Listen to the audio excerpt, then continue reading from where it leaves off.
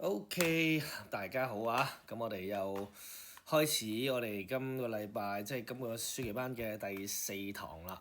OK，嗱，咁我哋都係對一對個功課先。OK，拎翻我哋上次份錄史，我哋對一對功課先。咁我哋上堂咧就會講到一啲叫做二元一次方程啦，係咪？咁我哋就事不宜遲啦，咁啊當對功課就順便重溫一下啦。好，佢問你以下究竟邊一個係佢嘅答案，即係喺條線上邊啦。咁我哋純粹就咁將個 x y 坐標代翻所對應嘅 x y 位就得㗎啦。OK，咁所以第一個代落去2乘1減負1係咪等於3啊？計一計先，3冇錯啦。咁所以第一個係嘅。到第二個啦，代個2同埋個1落去，亦都係3喎，所以冇問題嘅。第三個。代落去，喂呢個係0嚟嘅喎，咁0就唔係啦，因為我答案要係3，所以第三個就係 no。第二條咁啊又係啦，同樣道理代翻落去啦，負8再加3乘4再加翻6，好啦，咁啊呢個撳一撳機啊，你發現咗呢個就唔係0嚟嘅，係咪？因為我要係0，咁所以答呢個就會係 no 啦。好，再繼續落去12，咁我直接代翻落去啦。負嘅12再加3乘2再加6，咁呢個係0嚟嘅，咁所以 yes 啦。再啦，負嘅負6再加3乘負4再加翻個6，咁呢個咧就會都係0嚟嘅。好，到第三條，佢話俾你知呢個方程式嘅圖像同 x 軸會相交 A0 同 y 軸相交0b，咁啊即係簡單啲嚟講，我就直接將 A0代翻落呢條線度啦，咁所以啦，3a 減2乘0減5等於0，咁呢條式我哋就會計到個 a 咧就係5/3啦。同樣道理，將呢一點 0b 代翻落去啦，即係3乘0再減2乘 b 減5等於0，咁 b 就會計到-5/2啦。OK， 就係咁樣嘅啫。好。再落去後邊第4，喂，究竟判別一下究竟邊一點咧係同時間能夠滿足到呢兩條嘅方程式？咁呢個就你要係點樣做啊？你要分別代晒兩個 ，OK， 即係代一個睇下啱唔啱，啱嘅代埋第二個。咁呢個就我就快少少啦，咁啊冇乜太特別嘅啫。咁啊呢啲就自己翻屋企代一代就得㗎啦。咁所以發現咗個答案咧，上面嗰兩個係唔啱嘅，得第三個 C 先啱嘅啫。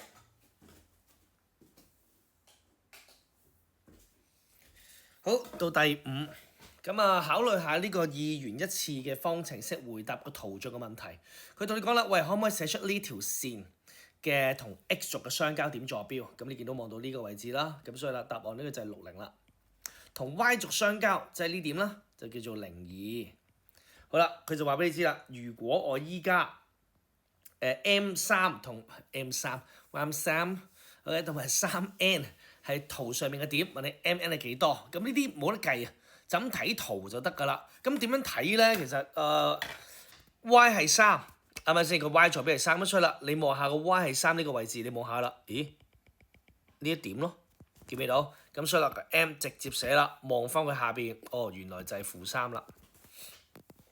調翻轉頭 ，x 係3，我 x 係3幾多 ？x 係3喺呢個位置 ，OK， 所以啦，望翻上去，咦 ，cut 到呢點就會係1啦，所以就咁寫就做完啦，就咁望嘅啫。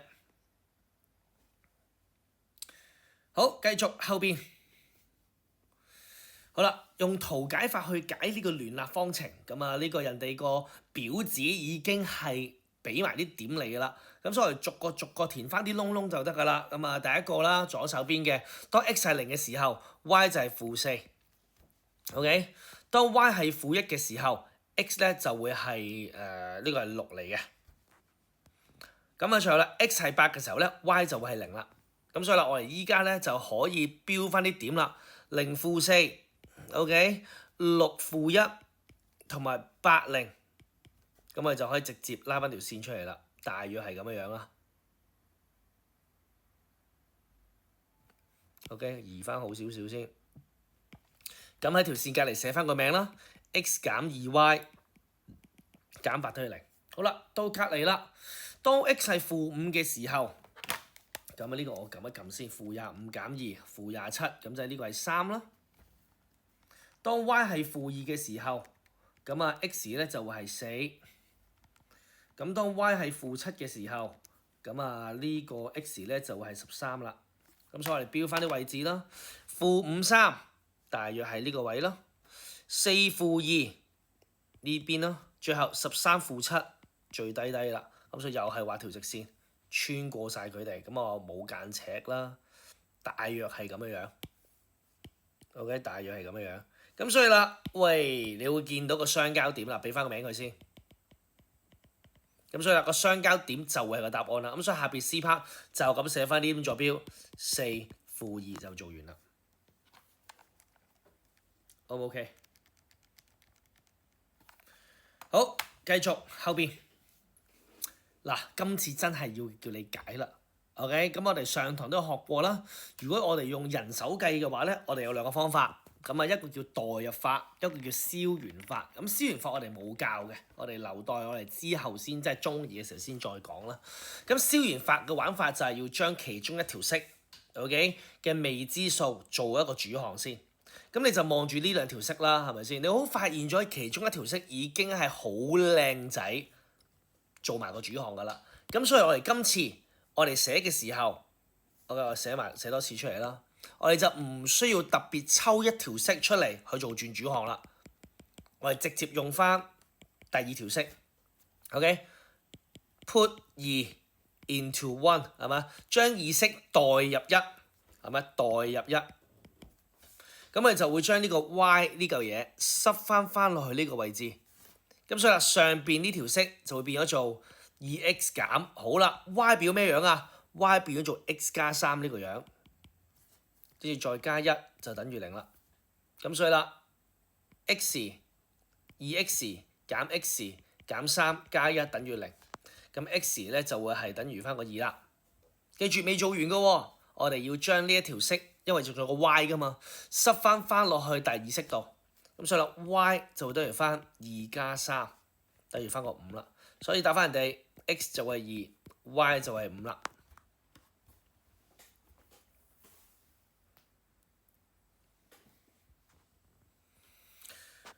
好，之後第8條咁樣同樣道理啦，咁呢個咧就同頭先條有少少分別啦，因為你會見到依家嗰兩條式就冇一個比較靚仔啲嘅可以做主項，係咪先？冇一個靚仔啲啦，咁所以冇辦法。咁你就唯有揀一個比較簡單啲啦，係咪先？咁邊個數字越細就越比較簡單。例如你見到呢個有個2嘅，係咪？其他嗰啲諗住都係3啊4啊，咁我就由呢一條式出發啦。咁所以我哋照抄翻佢先。3y 減 2x 等於翻-12，呢個一式，呢個二式。我哋就由呢個第二式位置 ，OK， 即係話 3y 減 2x 等於翻-12。我想將呢一個 x 做主項。咁所以啦，我哋 keep 住佢係正數，咁我哋就揼向呢一邊先啦。咁就變咗做 3y 等於翻-12加 2x， 之後將個12揼翻過去啦，即係 3y 加12等於翻 2x， 最後除埋個2過去，所以啦，當 x 做主項嘅話咧，就係 3y 加12除2啦。咁當然啦，你唔一定係跟我呢個做法嘅，你可以其他，例如可能我想要呢個 y 做主項又得。呢個 x 做主項得，呢個 y 做主項都得嘅，冇所謂。好啦，咁啊做完主項之後，呢個就係我哋嘅3式啦。咁我寫右手邊啦 ，put 呢一個3式 into 翻嗱，記住 into 翻唔係 into 翻個2式啊嚇，因為本身呢條式係由2式爆出嚟嘅，咁所以啦，我哋要塞翻落個1式度先計到數嘅。OK，咁所以照抄啦，4括弧呢一個咧就會係。照抄翻呢個樣啦，3y 加12除2後邊照抄啦，一式嗰個位置。OK， 跟住4同2約走咗啦，咁啊將個2乘翻入去啦，就變咗做6y 再加24再加3y等於翻個6。OK， 跟住然後啦就9y 啦，就等於翻等佢變-18，5y 就會計到-2啦。好唔 OK？好啦，跟住然後最後就將呢個 y 等於-2塞翻落呢條3式度，咁所以 x 就等於翻3乘-2加12除2，咁-6加即係答案係3啦。所以 conclusion ，x 會計到3啦，或者 y 會計到-2啦，得唔得？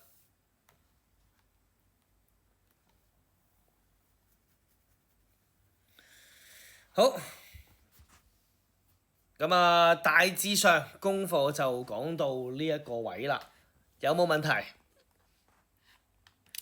？OK。嗱，咁我哋功課就對完啦，咁我哋依家咧就會進入我哋嘅今個禮拜嘅第4堂，OK 噶嘛？每人拎翻份 notes 啦，咁我哋打開第一版，咁啊今堂會學啲乜嘢咧？OK，嗱，一個新嘅 topics 啊，同埋呢個 topics 係即係貫穿晒成個 DSE 啊，即係講真，去到中六其實考試都會用嘅，日常生活當中都好有用嘅，OK，咁咩嚟嘅咧？咁啊呢個咧就叫做 Pythagoras theorem。OK， 畢氏定理，哇，聽個名好似好犀利，好把炮咁啊！唔知大家有冇聽過啦，係嘛？咁啊，以前古代咧就叫做勾股，係嘛？勾個屁股嘅定理啦。咁依家咧就有個另一個即係外國咧就有個人叫姓畢嘅，咁佢就簡稱為畢氏定理啦。咁啊，佢發明即係理解揾到呢個定理出嚟。咁呢個咩嚟嘅咧？咁我嚟睇一睇第一版啦。嗱，呢度咧會有個三角形。OK， 仲要係一個直角嘅三角形啦。OK， 咁啊3條邊長我已經標示晒俾你睇㗎啦，分別就叫 A、B、C 係嘛？呢就係直角嚟嘅。咁你會見到 C 咧就係我嘅直角三角形嘅最長嗰條邊，即係簡稱叫斜邊啦，得唔得？好啦，如果我將呢一個直角三角形係嘛整4楷出嚟，跟住然後就屈成一個比較大啲嘅正方形。得唔得？屈唔屈到先 ？OK， 大嘅正方形。咁所以啦，根據翻頭先嘅顯示啦，嗱呢條邊叫 A 啦，呢條邊叫 B 啦，呢條邊叫 C 啦，如此類推啦。咁你見到其實，喂，全部都係 AB 啦呢邊長。咁所以你會發現咗成條邊長嘅就係 A 加 B， 係咪？另一條邊長嘅都係 A 加 B， 入邊嘅正方形嘅就叫做 C 二次。係嘛？面積啊嚇，講面積啊嚇，所以啦，如果我哋可以寫翻條式出嚟嘅話，咦，中間個三個面積其實係點計㗎？係咪就係大嘅正方形減走咗側邊呢4個三角形，就會得出中間呢一個細正方形嘅面積啦。所以啊，就會見到哦 ，C 二次係點嚟㗎？就係大正方形 A 加 B 成個二次方，再減走4個底乘高除2。O 唔 OK 先？好啦，跟住之後你就開始爆括弧啦。爆完之後，咦？約揀咗之後就會得出呢一條式，呢條咩式？呢條就叫做畢氏定理啦。Pythagoras theorem，A 二次加 B 二次等於翻 C 二次。呢個係一個偉大嘅公式嚟嘅，係嘛？好極級常用嘅公式嚟嘅。OK， 咩公式咁巴閉？係咪 A 二次加 B 二次都係 C 二次咯？係咪先？嗱，我哋望下後邊嗰版啦。呢個就係叫畢氏定理，係咩意思咧？即係話，如果人哋已經知道咗佢一個直角三角形 （right angle triangle），OK， 直角夾住嗰兩條邊 ，OK 嘅各二次方加埋，就必定等於翻我條斜邊嘅二次方啦，就係咁簡單，明唔明白？就係咁簡單啫，斜邊嘅二次方就等於翻直角夾住嗰兩條邊嘅二次方之和，咁其實都好易記嘅啫。A 二次加 B 二次都係 C 二次，咁啊好常用嘅，得唔得？咁你留意翻啦。總之我斜邊嘅就一定係單獨存在嘅。OK， 佢唔會去咗另一邊世界，即係唔會無啦啦變咗做 C 二次加 A 二次都係翻 B 二次啦，唔啱嘅。斜邊一定係自己一個好 lonely 擺一邊嘅。係嘛？短啲嗰兩條邊就係自己自成一角，擺喺另一邊。咁你唔好擺錯位啊！擺錯位你就做錯數㗎啦。OK， 好啦，咁我哋寫呢條式嘅時候，咁我哋一定要係有啲 reason 喺後邊跟住嘅，即係話當你一寫呢一句嘅時候，後邊就要括住我哋嘅 reason， 畢氏定理。OK， 英文 Pythagoras theorem， 咁我哋就簡寫就得㗎啦，唔使串晒。你問我都唔識串嘅。OK，PYTH 就完㗎啦。OK， 好啦，咁隔離一星星就斜邊啦。總之咩叫斜邊啊？即係一係就叫最長嗰條邊 ，OK， 一係就直角對住嗰條邊就叫做斜邊啦。OK， 所以啦，望下下邊以下例子，喂，呢一個三角形喎，喂，仲有個直角俾埋你喎，可唔可以幫我揾個 X 出嚟啊？咁第一樣嘢一見到佢一個直角三角形，咁我哋就可以即刻寫翻條式出嚟啦，係嘛？就係直角嘅夾邊二次方，即係12同 X 嘅二次方之和加埋就會等於翻我哋嘅斜邊嘅二次方啦。咁你見到我都直接寫埋出嚟㗎啦，係嘛？跟住你就記住後邊跟翻個 reason，Pythagoras theorem 不是定理，跟住你就用翻自己嘅方法普通撳機去計翻個數值嘅啫。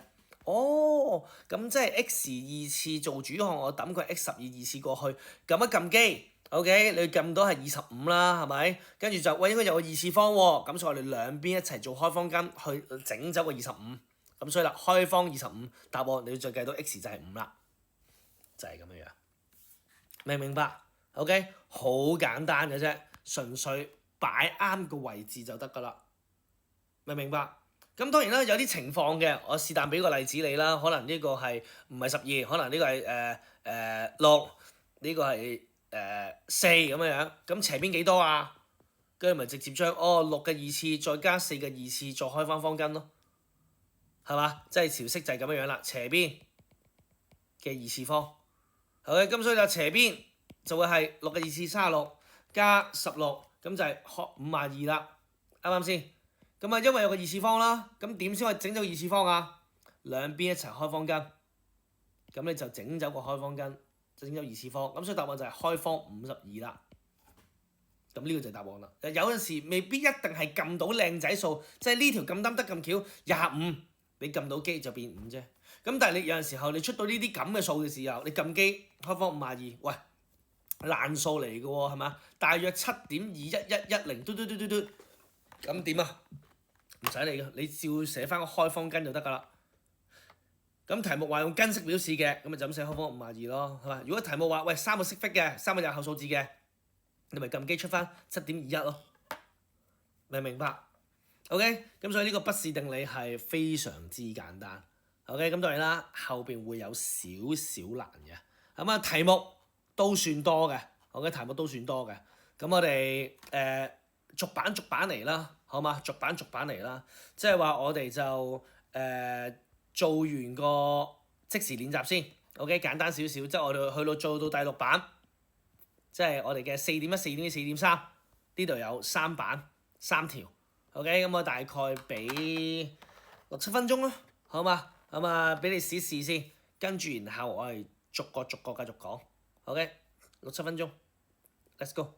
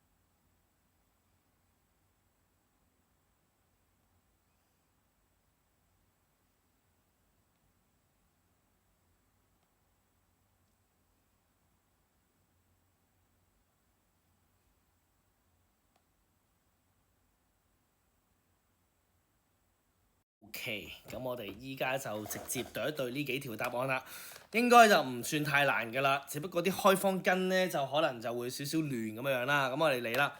咁啊，首先4.1a，咁你見到我呢啲揾嘅就揾 x 咧就喺條斜邊上邊，咁所以啦，我哋直接就寫啦，3嘅二次再加8嘅二次就對翻 x 嘅二次方，係嘛？咁啊自己寫翻個 reason 喺度啦 ，Pythagoras theorem，OK，不是定理。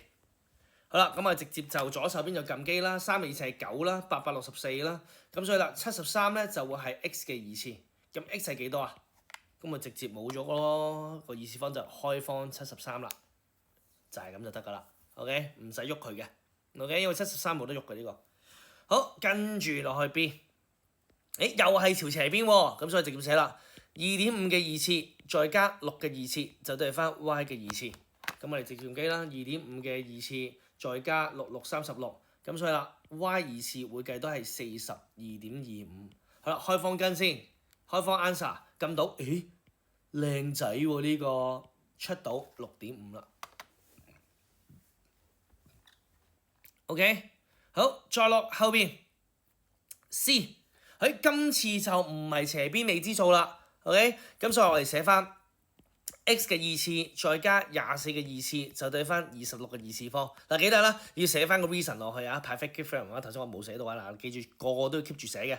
當你一寫呢一句 A 二次加 B 次都係 C 二次，你後邊就要諗住個 Pythagoras theorem 噶啦，你冇得 miss 嘅。OK， DSE 係可以嘅，DSE 可以唔寫嘅，但係學校就要寫嘅。OK， 咁所以啦 ，x 二次啦，就再加翻呢個576啦，26嘅二次就676啦，咁所以啦，我抌過去減，咁啊就會係100嚟嘅。哇，咁咩二次都100啊？咁 x 咪真係10咯。我哋寫翻靚啲步驟，俾自己睇又好，俾邊個睇都好。好，繼續 D。邊個係斜邊啊？嗱，唔係 y 係斜邊啊！你唔好見到y 咁斜嘅，係咪斜邊啊？記住，我哋嘅斜邊得一個睇法嘅啫。你話你唔識得睇邊條最長，唔緊要，你總要知道直角對住嗰條就係斜邊啦，就要單獨存在，自己俾人孤立咗，我 bully 佢啊。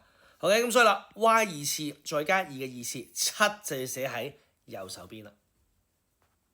得唔得？咁所以啦 ，y 二次再加4就對翻49，咁所以 y 二次就對翻45，咁所以啦 y 就會係開方45啦。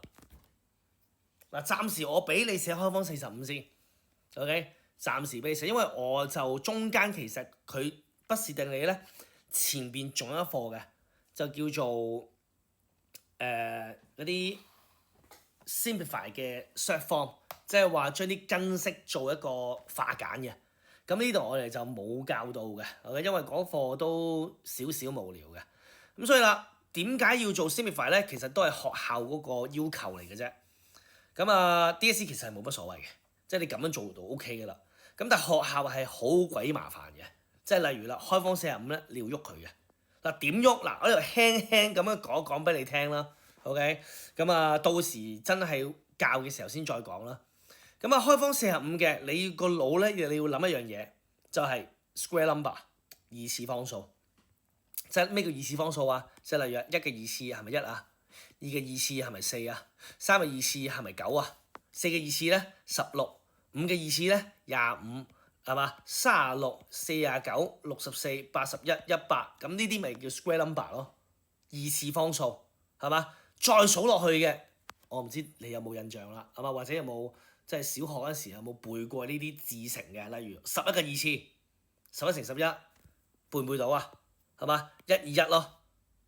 12嘅二次，144咯，係嘛？13嘅二次，169咯。14嘅二次，196。15嘅二次，225，係嘛？16嘅二次繼續上256，係嘛？再落去嗱，你可以背又得，唔背都得。咁但係呢啲 common sense 嘅，你記住咗佢咧。你之後做數咧就會快啲啦。咁啊，我唔係強迫你要記，但係你要知道咩叫二次方先，二次方數先。咁所以啦，如果當你知道咩叫二次方數嘅時候，你就諗啊，45入邊有冇二次方數？嗱，我唔要一啦，冇關係嘅，冇意思嘅，係嘛？4佢冇啦，9佢有個9嘅，咁所以啦，我哋可以將個45拆咗變成為9乘5，O 唔 OK 先？9乘5係45嚟噶嘛，一樣噶嘛，係咪先？好啦，跟住然後就攞把刀，嗱唔係真係攞把刀嘅，OK，攞支筆出嚟啦，中間將冰山劈開，就咁一刀劈落去啦。呢個係你幻想出嚟嘅呢刀，得唔得先？唔使寫落去嘅，你幻想出嚟嘅。好啦，一劈佢落去嘅時候，你要斬開咗兩邊，左手邊嘅開方9係幾多啊？嗱，因為你本身知道3尾次係9嘛，咁開方9咪即係3咯，係咪先？咁所以啦，我哋就可以直接寫左手邊嗰個就係3，咁右手邊咧，佢仍然係間屋入邊噶嘛，都有個開方跟住佢噶嘛，所以啦，冇得喐嘅話，照寫翻開方5啦。咁開方45 simplify 就會出到3開方5啦。總之你間屋入邊嘅數字要去到最簡，咁你就叫做 simplify 完啦。咁呢個就叫根式化簡。呢啲我哋遲啲會再講嘅。嗱，大約嘅做法就係咁樣樣。OK， 但係依家我唔需要你咁執着要化簡，你寫呢個我當你啱噶啦。到9月份之後再真正教嘅時候，我要你全部寫晒呢個嘅，因為學校要求冇辦法嘅，得唔得 ？OK， 嗱，大致上個 simplify 就係咁玩法啦。總之我將個數值抽啲二次方數出嚟，將佢劈開一半。左邊右邊照抄做完 ，OK， 好，咁我哋繼續落去啦。咁啊4.2叫你求翻 x、y 出嚟，哇，開始有啲複雜啦，係嘛？首先望下個 x 先，呢條邊 OK， 佢所牽涉緊嘅就係左手邊呢個直角三角形 x 嘅冇問題啊，係直角對住噶，所以啦，我哋嘅不是定理4.8嘅二次再加3.6嘅二次就對翻 x 嘅二次方，係嘛？Pythagoras theorem， 我唔寫長寫啦，唉懶啊。PT 啦，我嗱考試冇咁啊嚇 ，OK 考試真係要寫長寫㗎嚇，簡寫嚇，你唔好咁寫 PT 啊，黐孖筋，OK part time 咁樣 ，OK 好啦，咁所以4.8嘅二次方，咁啊再加翻3.6嘅二次方，直接出啦36嚟嘅，咁所以 x 好靚仔6嚟嘅 ，OK 好啦，當你知道呢個係6啦，跟住我哋再望埋右手邊呢個直角三角形，好啦，邊條斜邊主要望嘅直角對住嗰條 OK 冇問題，15.6。咁即係15.6嘅，你要單獨孤僻咗佢啦。所以照抄6嘅二次再加 y 嘅二次就得翻15.6嘅二次方。OK， 咁所以撳一撳機，即係36再加 y 二次啦，就得翻243.36。抌過去減36，咁就會係207.36啦。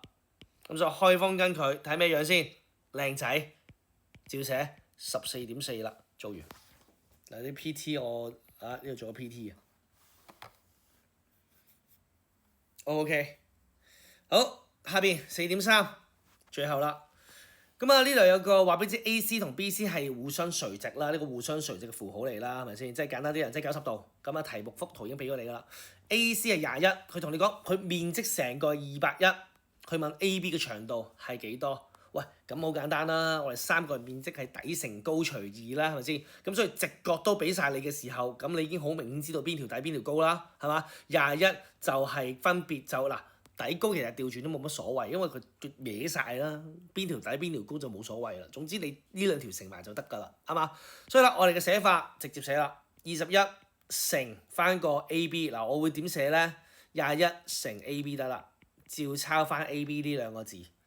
我哋唔需要特登設未知數，除翻個2就得翻個面積210啦。咁所以啦，乘個2過去就420啦，係咪？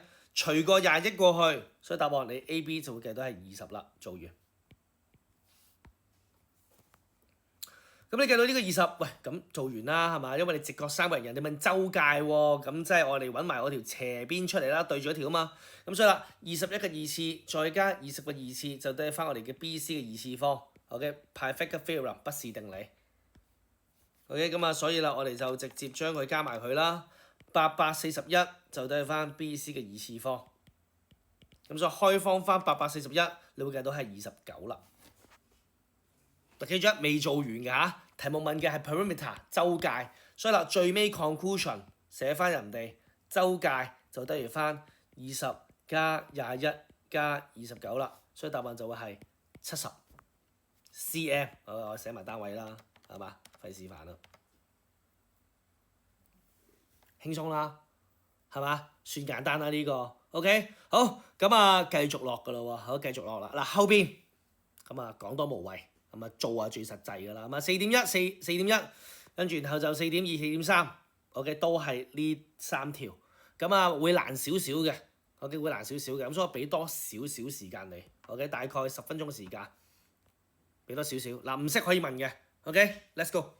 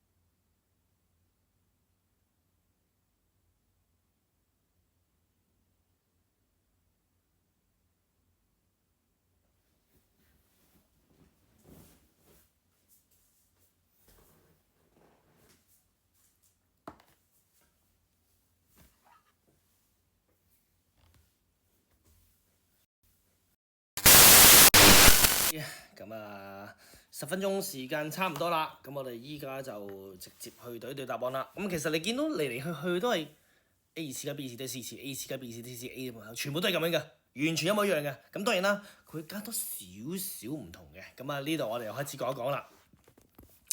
好，咁啊進階練習4.1，哇死啦有未知數喎係嘛？唔緊要，照寫翻條式出嚟啫就得㗎啦，係嘛？有式就起碼有分先。咁啊對邊係3A，咁所以落去3A要孤立咗佢啦，係咪先？好啦，但係留意翻啊，呢個二次方我哋要寫成為括弧二次方，得唔得？你唔好同我就咁寫 2A 二次、3A 二次，咁啊食得屎㗎啦，死硬㗎！因為你係成條邊長二次方，你成條邊長係 2A3A，而唔係淨係個 A 二次方，明唔明白？所以你一定要加足好靚仔啲括弧佢。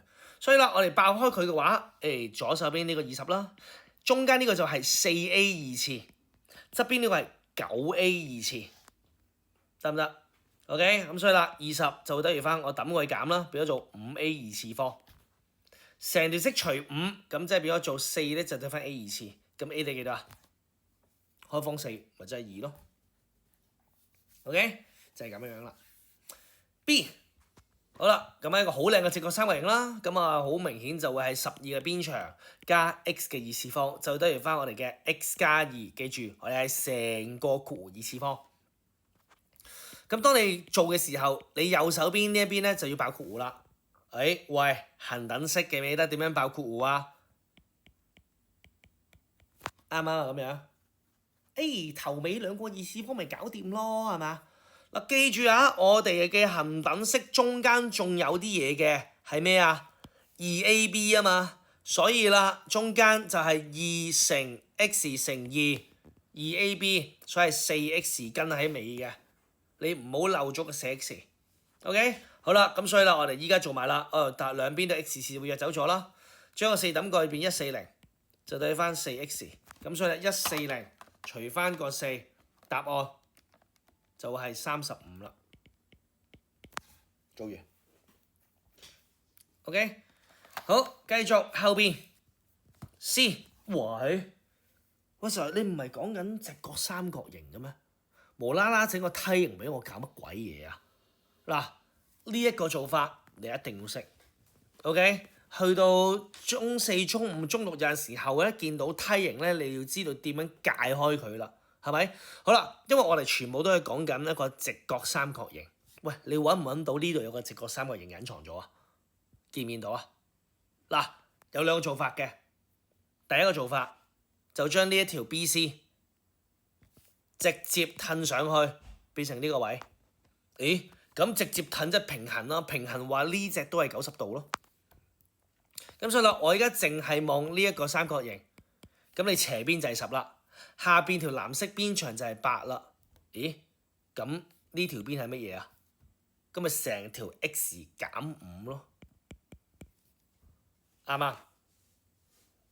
啱唔啱先？咁你咪可以寫翻不是定理咯。OK， 第二個做法就係將你呢個8 ，OK， 我哋唔褪落呢個位啦，我哋直接褪到最頂，褪到最頂 ，OK， 跟住然後呢度藍色上邊呢忽有個直角三角形，見唔見到？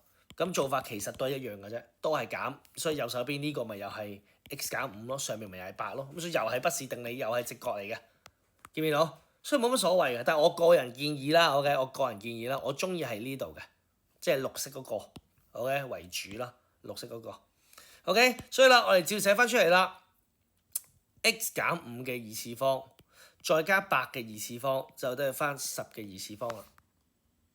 咁啊，又嚟過啦！呢個爆括弧記唔記得啊？頭尾有二次方，中間做個 2AB， 咁所以2乘 x 乘5，咁就係10x 啦。之後864，最尾呢個100。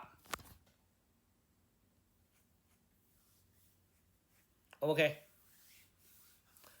好，咁啊，喂死啦！二次方點計啊 ？OK， 嗱，呢個其實你可以咁樣做嘅。但係你呢一課係中4先識嘅啫，OK，中4先識嘅啫。咁所以啦，唔好意思，你係唔可以、不能夠用呢個，暫時嚇不能夠用呢個方法做啦。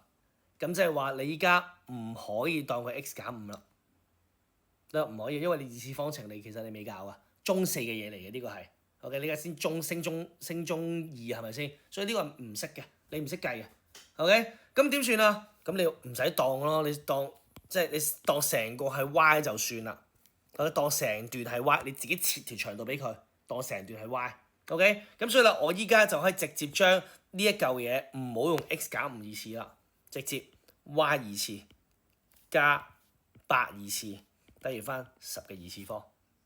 咁所以啦 y 二次就會計到係100減64就會係36。OK，y 就會計到係6啦。哦，所以依家你就做完啦。當你知道呢段係6嘅時候，咁你成段 x 咪就係上面嘅6加翻下邊個5。成段就係11啦 ，O 唔 OK？ 就係咁樣樣。咁你就唔好真係傻更更真係切 x 減5啊嚇，係咪？暫時你依刻未做到嘅，你遲啲啦，過2年啦，你就會做到噶啦。OK， 過2年你就識計呢一條係點樣計噶啦。OK， 咁啊你可以研究下嘅，但係依家我就唔講呢個啦。咁你就直接將成段切一個未知數，切多個俾佢。你計完啦，加翻個5就搞掂啦。OK， 好，繼續落下邊。哇！呢個咩型啊？呢個嗱，呢個唔係梯形啊嚇。OK， 唔係梯形啊嚇。所以啦，點算好？唔緊要，我哋都知道有直角，有直角就可以拉到直角三角形噶啦。咁所以我而家中間劈一刀，呢個位置啊劈得唔好添，劈一刀。咁你咪見到有2個直角三角形咯。係嘛？我哋首先計咗右手邊綠色呢一撇嘢嘅三角形嘅紅色條邊長先，係嘛？咁我哋唔設未知數啦，我哋直接用 BD 去寫咯，即係22嘅二次再加16嘅二次等於翻 BD 嘅二次方。咁所以究竟22嘅二次加16嘅二次，咁你計到呢個係740等於翻 BD 二次方。咁 BD 咧就會計到係開方740啦。咁你開方740咧，其實你撳機都冇意思，因為爛數嚟嘅。咁你如果你計到係爛數，你唔好撳個爛數出嚟，唔好撳，因為題目依家唔係叫你揾 BD， 係叫你揾個 Y。所以啦，我哋可以直接當呢條邊用翻740就算啦。因為你又變翻爛數，又變翻二次方咧，嘥嘅屎啊！啱唔啱啊？用翻開方740去做下一條，即係話我依家就係8嘅二次。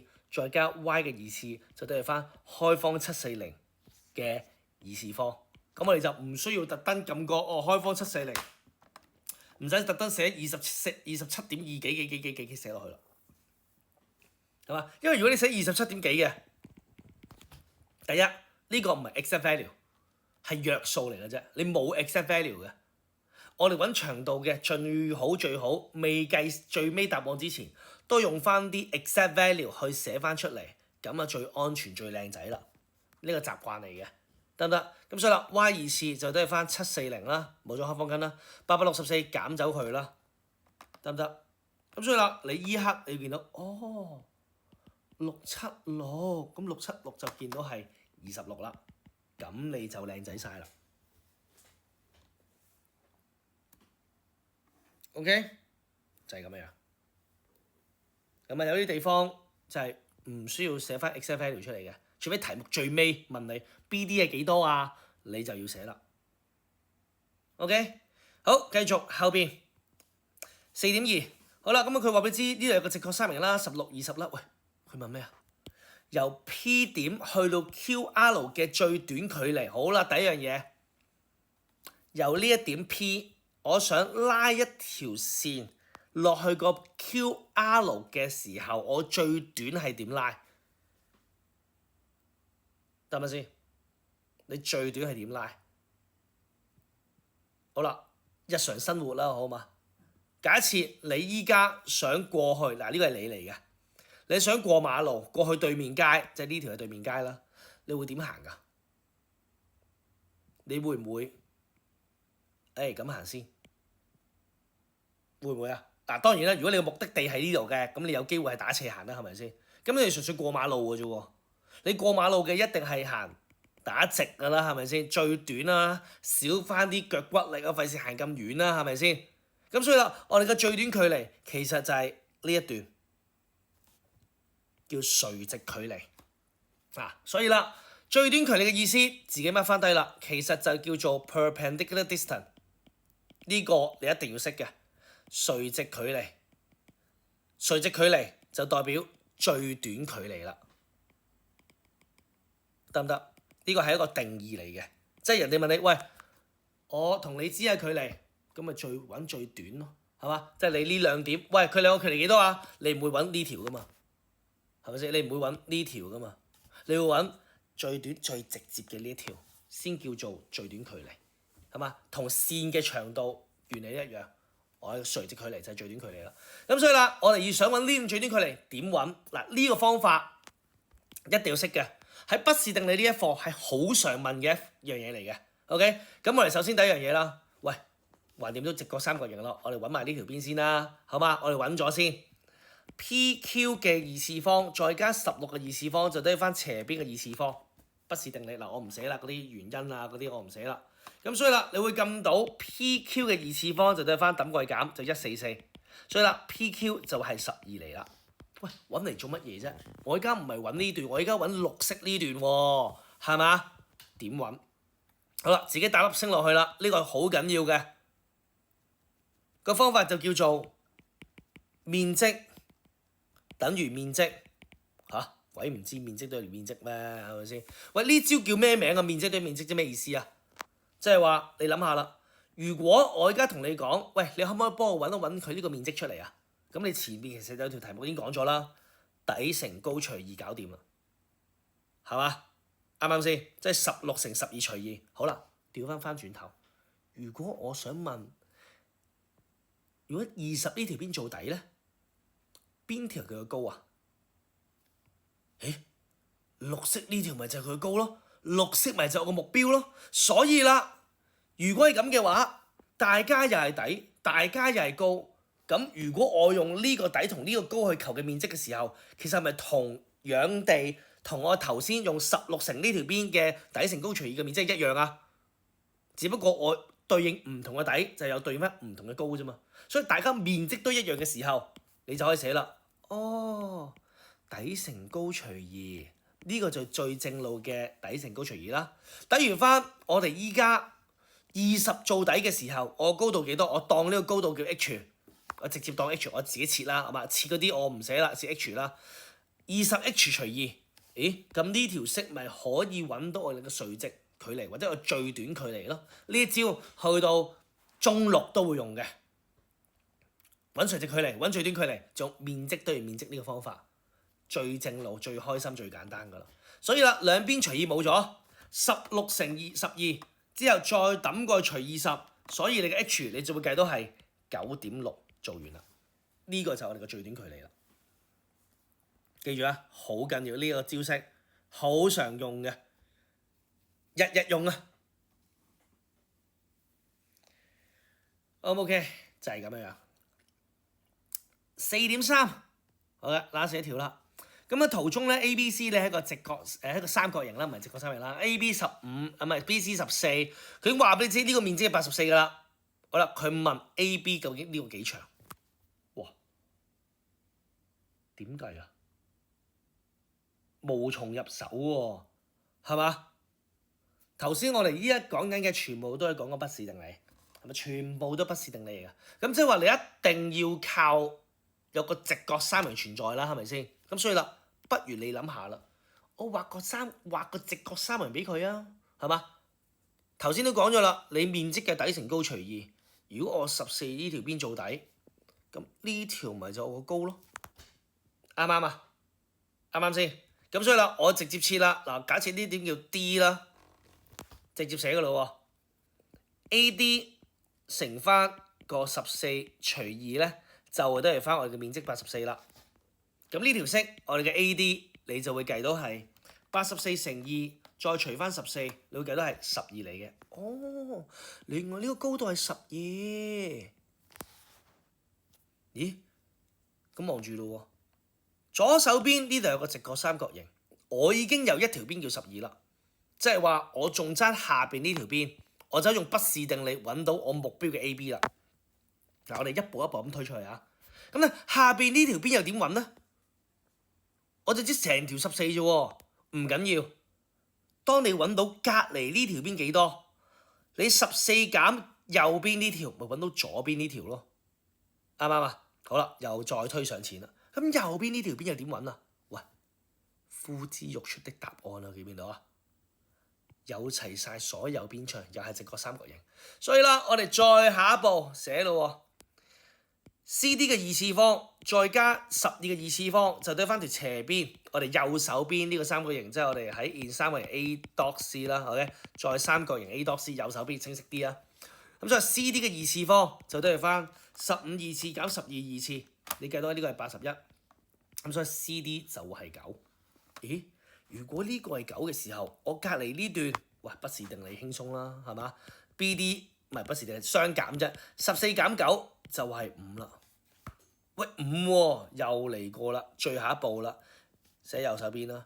現三角形 A boy dot， 咁你依家 BD 又係5啦，高度12啦，係嘛？我直接用呢條邊揾翻條斜邊出嚟啦。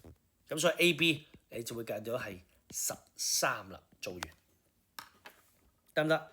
呢個就要靠自己斬開佢去處理啦，煩嘅係有啲煩嘅，咁啊自己抄翻個答案，啱嘅就剔，錯嘅就自己改正。OK， 咁啊呢家去到中間，我哋休息大概5分鐘。OK， 5分鐘之後翻嚟繼續講後邊。OK，let's go， 5分鐘之後見。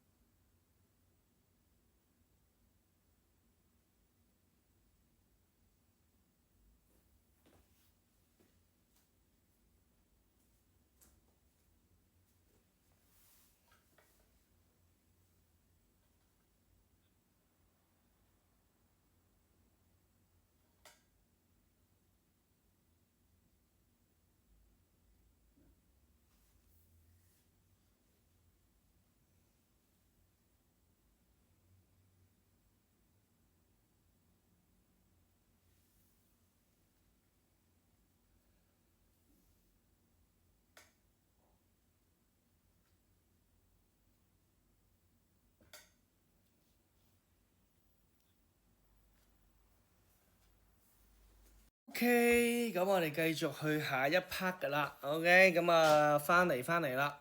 好，咁啊下一 part 係啲咩咧？又係不是定理啊！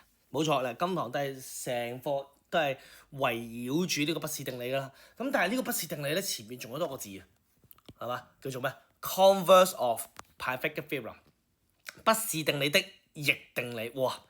你定理都算得，仲要逆埋個定理喎。咁即係咩意思啊？即係話啦，嗱，今次就同頭先嗰啲全部同我調翻轉頭。頭先嗰啲嘅就一嘢話俾你知，嗱，佢係一個因為佢係一個直角三角形，所以啦 ，OK， 所以啦就 A 二次加 B 二次得翻 C 二次，呢個係頭先啱啱所講嘅嘢嚟嘅。OK， 好啦，依家調翻轉頭，因為 A 二次加 B 二次都係 C 二次。所以佢就係一個直角三角形啦。咁呢個就係逆向，所以佢叫逆定理 converse of 啦，得唔得？咁所以呢個就係講緊，當你證明到呢兩條邊加埋嘅二次方係等於翻斜邊嘅二次方嘅話咧，OK，ABC 你就係直角三角形啦，就係咁樣啦。所以呢個係一個證明題目嚟嘅。OK， 我證明佢係一個直角三角形，或者證明佢呢隻直角，或者證明佢呢隻90度，都可以用不是定理的逆定理嘅，得唔得先？O 唔 OK？ 即係簡單啲嚟講，佢呢一個不是定理，你係可以證明第一樣嘢佢係一個直角三角形。OK， 第二樣嘢就係我家姐呢個 A 啦，呢個 B 啦，呢個 C 啦。OK，AB 垂直 BC。OK， 第三樣嘢可以證明埋 ABC 呢隻角係90度，是但揀一個，其實同一個意思啫。OK， 就係咁樣啦。所以啦，嗱，但係因為證明題目嚟㗎，你個步驟一定要寫得好靚仔，唔可以有一點的含糊啊。咁所以我又做一次俾你望一望，究竟點樣唔含糊法啦？呢度有兩個例子。好啦，喂，可唔可以幫我判別一下究竟佢係咪一個直角三角形啊？好啦，咁我要做啲咩咧？你就要分開做啦。你首先要做咗我其中一條邊，即係斜邊嘅二次方嘅數值係幾多先？計一次先。OK，計一次先。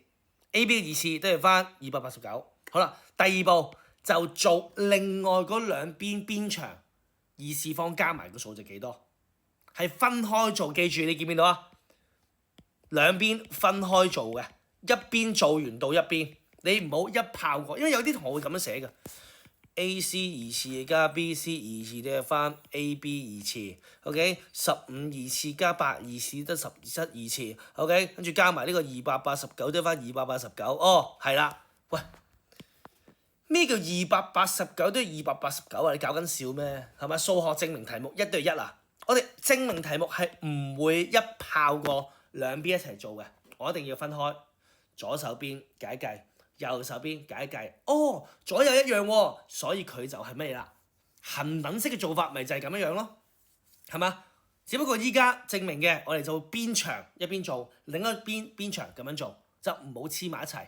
幾時先黐埋一齊啊？最尾話翻俾人知，誒兩個都289喎，所以啦，因為呢兩條邊長二次方啱啱計完嘅係等於翻我另外一條邊嘅斜邊嘅二次方，所以啦，佢就係一個直角三角形。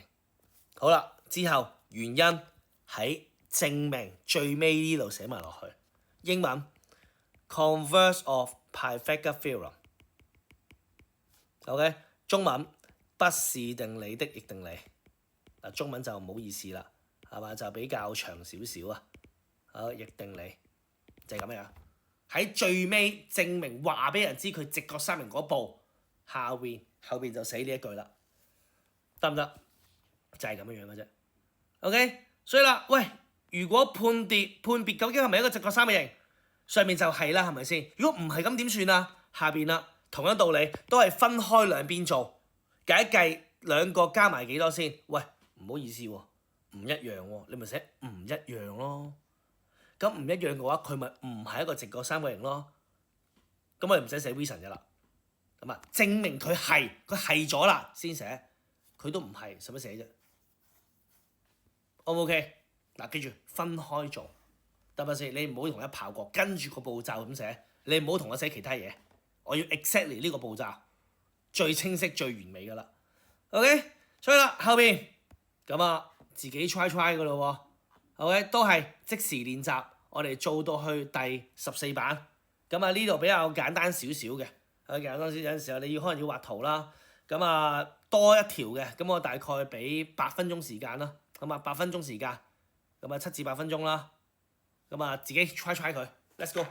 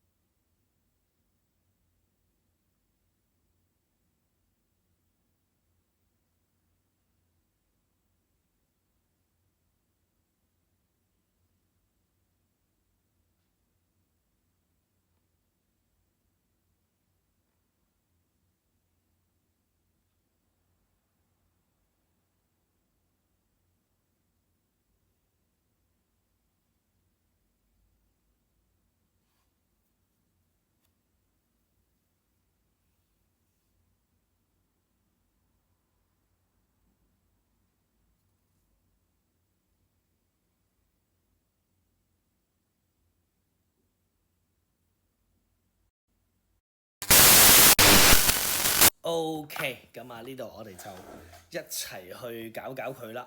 好，判別究竟呢個係咪個直角三角形？頭先點樣講話？首先我哋寫咗啲邊長計一計先。咁你可以斜邊出發又得，輪直角嗰兩條邊出發又得。但係喂，佢冇直角喎，我點知邊條邊啊？好簡單啫。如果佢冇直角嘅話，咁就係最長嗰條邊就係斜邊啦。咁就係 BC 嘅二次就係6嘅二次就係36啦。之後另外一邊 AB 嘅二次再加 AC 嘅二次計一計先，即係5嘅二次加4嘅二次。OK， 25加16咁啊就會係41。喂，好明顯係唔等於 BC 二次啦。所以點樣啊？三角形 ABC is not a right angle triangle。咁啊，照抄翻就得㗎啦，係嘛？並不是直角三角形啦。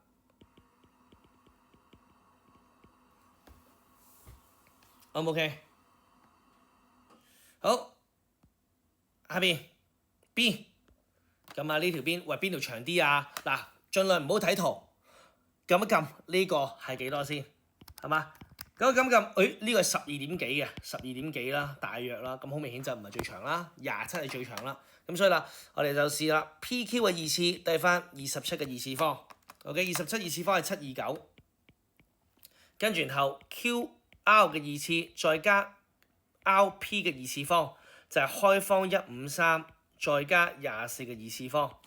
咁即係24嘅二次再加153啦。答案又係729啦。咁即係 exactly 等於翻 PQ 二次方。所以啦，答翻人哋啦。係上面漏咗一句啊，不過唔緊要啦，佢唔等於就唔使理佢噶啦。咁等於嘅我哋可以寫埋啦。因為 OK， 因為 PQ 嘅RQ 二次加 RP 嘅二次係等於翻 PQ 嘅二次，所以啦，三角形 PRQ 就係一個直角三角形啦。後邊跟 reason converse of Pythagoras theorem 得唔得？不是定理定有中文我唔寫啦。OK， 只寫佢就係一個直角三角形，括弧不是定理的逆定理。完。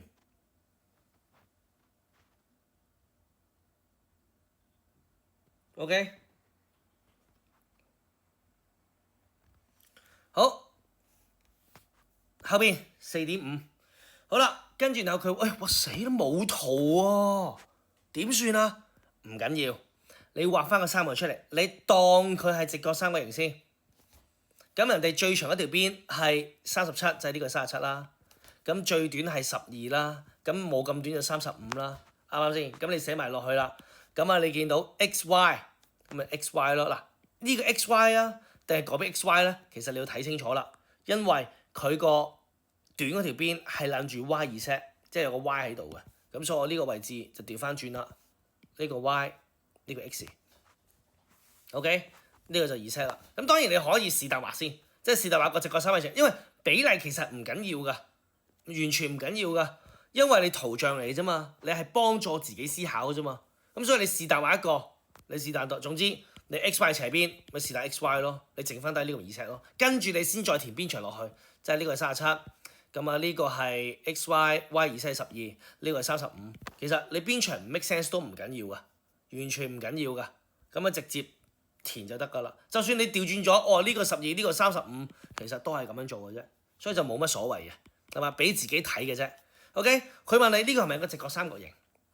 咁咪最長條邊出發係嘛？XY 嘅二次方就係37嘅二次方，咁咪咁樣撳機啊，就係1369。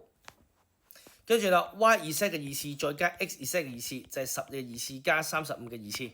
OK， 咁啊咁樣撳機，又係1369。即係等於翻 XY 嘅二次方啦，係嘛？所以啦，因為 XY 嘅二次，寫嗰邊先啦。因為 Y2Z 二次加 X2Z 二次就等於翻 XY 嘅二次方，所以啦，三角形 XY2Z 就係一個直角三角形啦。原因後邊 converse of Pythagoras theorem， 哇 COPT。咁呢個我懶啫，你唔好跟我啦。好啦 ，B 佢問邊就係直角，問你邊隻啫嘛，你直接答翻邊隻就得㗎啦。咁所以你望住，喂，我點樣分邊隻直角啊？斜邊對住嗰隻就係直角啦。咁所以呢一個 Z 就係直角啦。咁所以答翻人哋 Z 喎，我咪寫 XZ Y 咯。總之 Z 中間就得㗎啦。我唔理你寫 YZX 都得嘅，你就唔好就咁寫 Z。我要頭尾包住咗個 Z 嘅。O 唔 OK？就係咁樣樣。好，4.6。咁啊，圖中喺條直線，咁啊 BCD，已知呢個係3、1.5同8，全部邊長寫晒俾佢啦。佢問你左手邊呢個係咪直角三角形先？咁呢個3條邊都齊晒啦。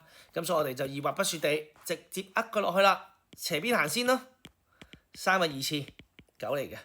之後剩翻得個兩邊各二次方加埋，即係1.8嘅二次加2.4嘅二次啊。我哋撳一撳機先，1.8二次加2.4二次 ，exactly 都係9，即係都係 AB 嘅二次方啦。咁所以啦，因為 BD 二次加 AD 二次都係翻 AB 二次，所以啦，三角形 ABD 就係一個直角 right angled triangle， 原因 converse of Pythagoras theorem。OK， 就係咁樣啦。B 最後想揾埋 DC 嘅長度，咁呢個就好簡單啦，因為你已經證明咗佢一隻直角啦，左邊呢個直角，咁右邊都係直角啦，係咪先？咁你就直接去就得㗎啦，就會係2.4嘅二次再加 CD 嘅二次方，就等於翻2.5嘅二次方。記住後邊寫不是定理，咁所以 CD 嘅二次就等於翻2.5二次減2.4二次方，咁計到係0.49。所以啦，我寫右手邊都冇位啦 ，CD 就係0.7 cm 啦，做完。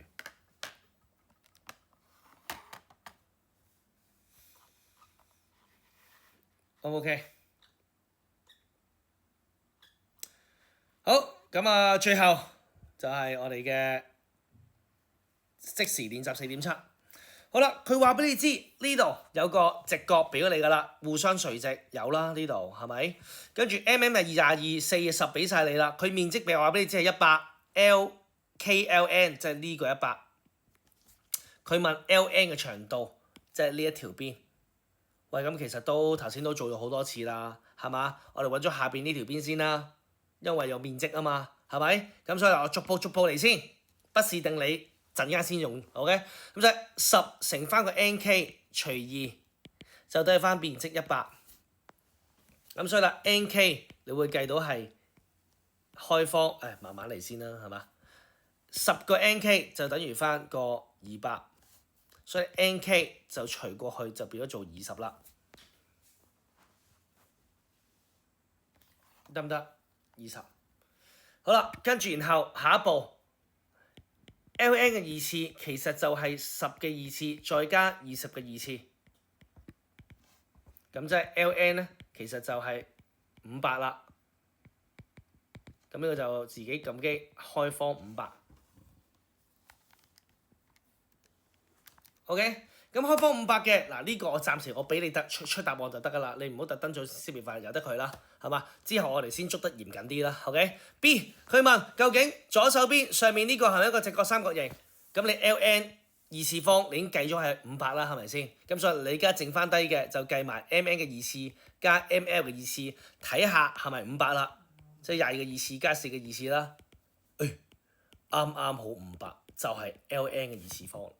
所以啦 ，MN 嘅二次加 ML 嘅二次就對翻 LN 嘅二次方，因為啦呢個係上邊，因為所以三角形 LMN 就係一個直角三角形啦。OK， 我唔寫啦。原因 converse of Pythagoras theorem， 照抄翻題目就得㗎啦。OK， 好。嗱，咁啊講到呢個位置啦，咁啊之後我哋就落進階題目啦。咁進階題目得3條加條 MC 嘅啫，係咪？4.4去到4.8，咁所以啦，依家可能我再俾多少少時間你啦，大概12分鐘左右，好咪？12分鐘左右啦，10至12啦，11啦，咁啊睇下做得幾多得幾多啦。OK，let's go。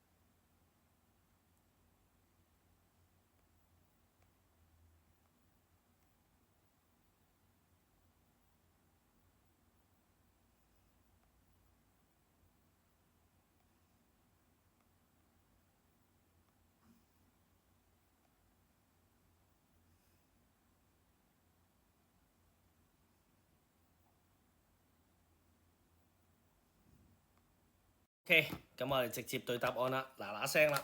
好，4.4，咁啊，根據以下條件配別，究竟係咪一個直角三角形？如果係直角三角形，咁邊個係直角啊？邊個垂直啊？邊兩條邊互相垂直？OK，咁所以啦，第一樣步驟頭先講咗噶啦，你可以畫個直角三角出嚟都得啦，或者你就咁望邊個係最長一條邊先。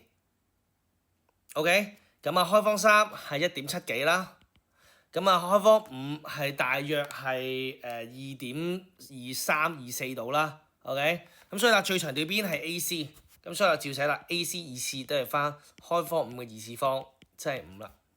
跟住將剩翻低嗰兩條邊各二次方加埋，你仲記得係開方3二次加2嘅二次，咁即係3再加翻個4，即係7啦。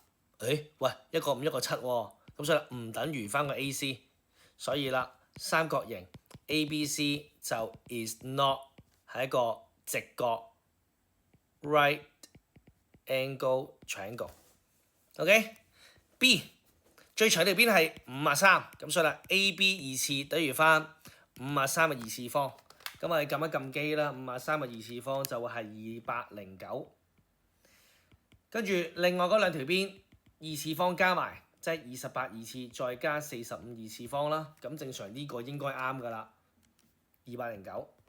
咁所以係等於翻 AB 二次方嘅，所以啦，三角形今次嘅 ABC 咧就係一個直角三角形啦。原因 converse of Pythagoras theorem。OK， 喂，咁邊隻係直角啊？嗱，人哋問邊兩條邊互相垂直，咁所以啦。我哋可以自己畫翻個直角三角出嚟先，是但畫，是但畫先，係咪？斜邊呢個就53啦，跟住然後呢個28啦，呢個45啦，係咪？呢隻直角，我就填翻落去咯喎。你會見到 AC 係斜邊 ，OK， 28係有個 C 嘅，咁所以啦，我哋嘅 C 就係呢一個位置，咁啊照抄翻啦，剩翻低就係 A 呢個 B 啦。調轉咗 ，sorry 啊，應該係 AB 係斜邊啊嚇，所以我呢個位置就重新嚟過先啦 ，OK。AB 係二次方，咁所以啦 B 係有個28攬住咗嘅，咁所以 B 就係呢個位 ，A 就係呢個位，最後 C 係呢個位啦，得唔得 ？OK， 或者調翻轉頭啦，因為你知道 AB 係斜邊嘅時候，我剩翻低嗰隻角咪就係直角咯，咁所以 C 就會係直角啦，都得嘅。所以最尾邊兩條邊係互相垂直啊？就係 AC 同埋 BC 互相垂直啦。做完，咁啊最尾寫翻落去就得啦。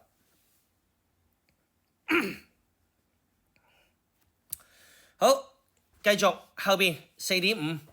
好啦，佢呢個係個四邊形啦，咁啊當中有45度嘅就係 BAC 呢隻45，BCA 呢隻都係45。咁啊啲邊長俾晒你㗎啦，佢問你 AC 幾長？喂？如果呢兩隻都45嘅話，咁即係話我剩翻底嗰隻就一定係直角啦，啱唔啱先 ？OK， 好啦，第二樣嘢，我想問啦，如果呢個兩個都係45度，呢個係一個咩三角形？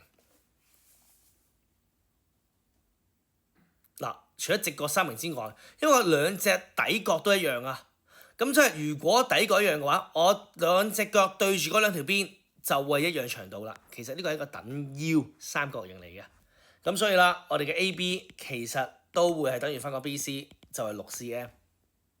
咁啊，兩個都係6嚟嘅。咁所以話不是定理，6嘅二次加6嘅二次就都係翻斜邊嘅二次方。咁所以 AC 會計到開方72。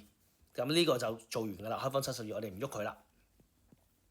好啦，如果呢個開方72，咁好啦，問你究竟會唔會係一個直角三角形？咁所以斜邊嘅二次方就係11嘅二次方，即係121。AC 嘅二次加 DC 嘅二次就係開方72嘅二次，再加7嘅二次方。咁我哋撳一撳機啦，即係72再加49就會 exactly 都要翻121，一模一樣。咁所以都要翻 AD 嘅二次嘅話，所以啦，唔係所以，因為啦 AC 二次加 DOC 二次都係翻 A 多二次。所以三角形 ACD 就係一個直角 right angle triangle 啦。原因 converse of Pythagoras theorem。嗱，記住啊，我咁寫啫，你唔好抄我啊！你要寫全寫 converse of Pythagorean。好，繼續後邊4.6。好啦，咁啊4.6佢就話俾你知啦，嗱呢度係一個直線啦，都係啦。咁啊佢問你究竟呢個係咪互相垂直 ？OK，呢條邊呢條同埋呢條係咪互相垂直？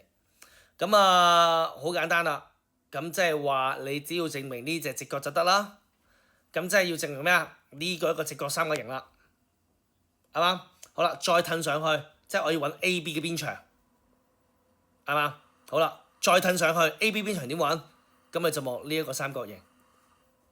如果你證明到呢隻係直角嘅話，咁我就可以用畢氏定理揾翻 AB 幾長啦。好啦，再褪前一步，咁呢隻係咪直角咧？咁你就望右手邊呢隻係咪直角啦？咁所以呢個三條邊齊晒，所以我哋第一個步驟 prove 咗呢個三角形係咪直角三角形先，逐步咁推出去。咁所以 AD 嘅二次都係翻17嘅二次方，289啦。跟住 AC 嘅二次再加 CD 嘅二次就等於翻15嘅二次再加8嘅二次，漏咗個9字 ，OK 289啦都係，所以啦一模一樣嘅，因為 AC 二次加 CD 二次等於翻 AD 二次，嗱記得好多嘢寫嘅，所以三角形 ACD 就係一個 right angle triangle，OK 原因。證明題目 converse of Pythagorean theorem 畢氏定理，所以啦，我哋嘅角 ACD 就等於翻隻角 ACB 就等於翻90度啦。話翻俾人知呢隻90度先。OK， 好啦，第一步做完啦，褪翻上去啦。咁當你知道呢隻90度啦，所以啦 AB 嘅二次就係20嘅二次加15嘅二次啦，直接去。咁所以啦 AB 你會計到係25嚟嘅。係咪25啊？撳一撳機先。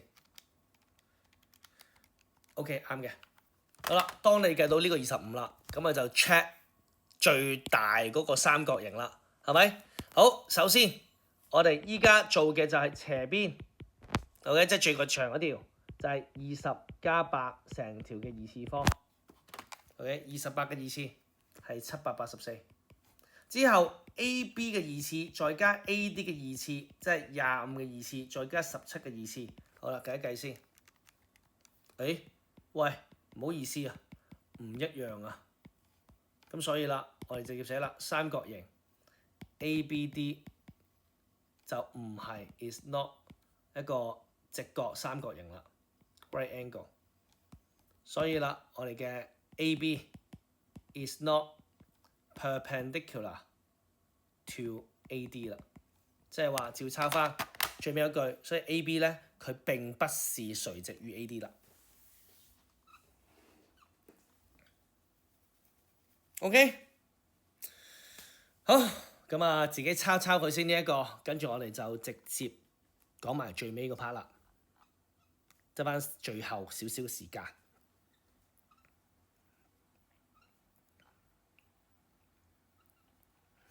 好，最後隔離，咁啊呢一個進階4.7咧就問啦，喂，以下邊個唔係直角三角形？哇，你會見到有好多個啦，係咪先？即係1個、2個、3個、4個，係咪先？咁你就要逐個 check， 究竟最長嗰條邊嘅二次方，究竟係咪等於翻剩翻低個短嗰兩條二次方加埋 ？OK， 咁你就逐個 check 就得㗎啦。OK， 係煩嘅。係好鬼麻煩嘅 ，OK， 但係冇辦法，真係要咁樣做。咁如果你唔使寫式嘅時候，你咪直接撳機咯，係嘛？咁啊由最細個出發啦，呢兩條邊二次方加埋，即係15嘅二次再加19嘅二次 ，OK， 兩個加埋係586。喂，呢條邊嘅二次唔係586喎，係625喎。咁所以啦 ，ABC 就已經唔係直角三角形啦，咁所以直接就圈到 A 啦。OK， 其他嗰啲咁你自己可以 try 咁樣撳機嘅。係嘛？咁啊冇問題嘅，你可以自己試一試。其實全部都啱嘅，得唔得？好啦，咁喂，如果我今次就話一試到啫，跟住有冇啲快啲嘅方法可以 check 到啊？有嘅，下邊咁你就 check 下嗱，呢個係題外話嚟嘅呢個啊，考試唔會考嘅，就純粹俾你一個知字嘅啫。原來我哋嘅畢氏定理咧，呢三個數咧 A、B、C， 其實我哋有個稱之為叫三元素嘅，係咪？有固定嘅組合，你一眼望落去就知道佢係一個直角三角形㗎啦。咁當然啦，你做得多，其實你會見慣咗呢啲數字㗎，係嘛？即係例如啦，你會見到，喂3、4、5，其實呢個都係一個直角三角形嚟㗎，斜邊就係5啦，得唔得先？咁啊，但係有個數學咧，一個特別嘅玩法嘅。就係啲咩咧？原來啊，畢氏定理嘅三元素咧，其實係有呢一個玩法嘅。嗱，呢個題外話嚟嘅，考試唔考嘅嚇，純粹得個好玩嘅字嘅啫。咩嚟嘅咧？如果我話俾你知呢個係3，一開波 ，OK， 我哋會見到佢係一個單數嚟嘅，啱嘛？所以啦，單數嘅做法，我哋就望住上面呢一句。好啦，你首先將單數二次方先。咁單數二次方係9啦，係咪先？好啦。原來就會可以出到兩個連續數之和，咁9嘅兩個連續數之和係咪即係4同5啊？所以啦，4、5就係另外嗰兩個數字啦，得唔得 ？OK， 所以啦，嚟咗試一試咯。如果5嘅話，5嘅二次幾多啊？25嚟嘅，啱唔啱先？25係邊兩個連續數加埋啊？12同13啦。呢個就係佢嘅畢氏定理啦。7咧49啦，49邊兩個連續數加埋啊？24、25啦。哇，係咪好神奇啊 ？OK， 嗱，有啲唔得嘅，但係極少數，大部分90%嘅數字都可以用呢個方法揾翻另外嗰兩個數值嘅。咁但係嗱，當然啦，呢個係當玩遊戲嘅啫。OK， 我想你做嘅就係你直情背咗佢，一見到3、4、5直角三角形。嗱，呢個後話 ，OK 後話啫。呢個純粹同大家玩遊戲。好啦，如果萬一你見到，喂係雙數咁點算好啊？例如8，哦都係要二次啊，但係唔好意思，你除咗2先二次方，即係例如下邊呢個啦，除咗2先，咁即係4嘅二次啦，就係16啦。跟住點啊？前後加減1，即係16嘅加1係17，16減1係15，咁所以啦，15同17就係嗰兩個數啦，係咪好搞笑啊？OK， 就係咁樣玩啦 ，O 唔 OK 先？所以啦，我哋繼續落去望住呢個雙數，直接除2嘅二次方，即係36啦，係咪先？咁36前後加減1，即係35同埋37啦。咁你自己 check 下咯。12嘅二次加35嘅二次就係37嘅二次啦，得唔得？咁所以呢個表好快啦，我一齊填咗佢啦。9直接二次方，9、9、81，啱唔啱啊？咁81係邊兩個連續數啊？你唔知嘅，你咪直接除2咯。81除2係40.5，40.5嘅咪即係40同41咯。O 唔 OK？ 好啦，11二次方係121，咁直接121除2，誒60.5喎，即係60同61啦。13咁點啊？二次方 ，OK，169除2 84.5，咁即係84。同埋85啦，最後16雙數除2嘅二次方864前後加減1 63 65啦。O 唔 OK？ 好唔好玩啊？呢個嗱，純粹得個知字嘅啫，係嘛？考試唔會考嘅，因為考試你有計數機，你直接撳就搞掂啦，你唔使搞咁多嘢啦。OK。好啦，咁啦，今堂就講到呢個位啦，畢氏定理。OK，咁後邊就係啲功課嚟嘅。OK，翻屋企同我做咗佢，我哋下個禮拜翻嚟對。OK，今堂去到呢個位。